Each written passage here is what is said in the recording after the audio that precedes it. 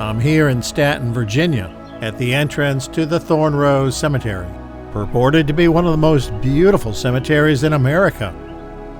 This is Staunton's second cemetery, the first being the parish churchyard in the center of town. It took 100 years, but eventually the churchyard became overcrowded with graves. That's when the town chartered Thornrose, and in 1853 the first burial was made. Today, the cemetery remains a quiet, peaceful, and beautiful part of Staunton, one of the jewels in the city's crown. With its beautiful gatehouse entrance and arched footbridge, Thornrose is indeed one of the most picturesque and historic cemeteries in the country. Like so many southern cemeteries, a section has been set aside for those who lost their lives in the American Civil War. Thornrose is no exception, and before you lies the Confederate Cemetery. The front is flanked by these large cast-iron urns. On their base is found their maker's mark, the Stewart Iron Works, Cincinnati, Ohio. In the distance is the monument to the Confederate dead, erected in 1888. Just beyond the entrance is a marker which reads in part, "Crown me with flowers," cried Mirabeau in his last hour, referring, I believe, to Count Mirabeau. And loving friends brought them. Long may the graves of these Confederate soldiers be strewn with the first flowers of springtime as a fitting tribute to matchless valor and exalted worth. It goes on. Here are they who marched away, followed by our hopes and fears.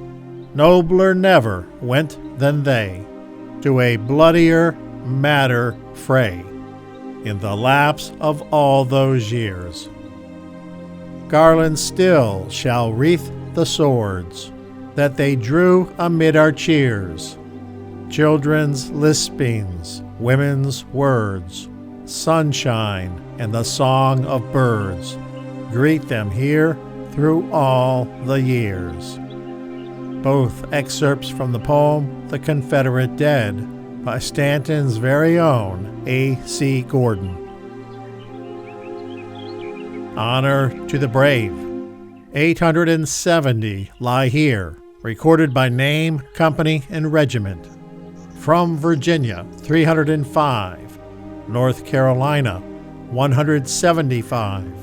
South Carolina, 59. Georgia, 208. Alabama, 49. Florida, 8. Mississippi, 11.